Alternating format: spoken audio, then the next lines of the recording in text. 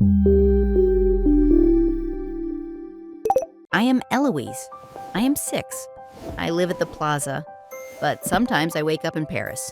This particular morning, someone was speaking French quite incorrectly, and it bothered me. Skipperdy blinked once, which meant fix it. So I did.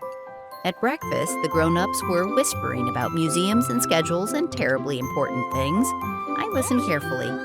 Then I helped by switching 2 guidebooks, borrowing a beret from a waiter, and practicing bonjour until absolutely everyone said it back. I led a small parade out of the hotel, mostly by walking first and assuming others would follow. They did. They always do.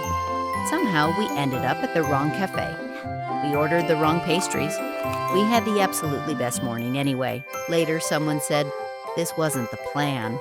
I smiled my very best smile. Paris likes surprises, and that is the thing about Paris. It does.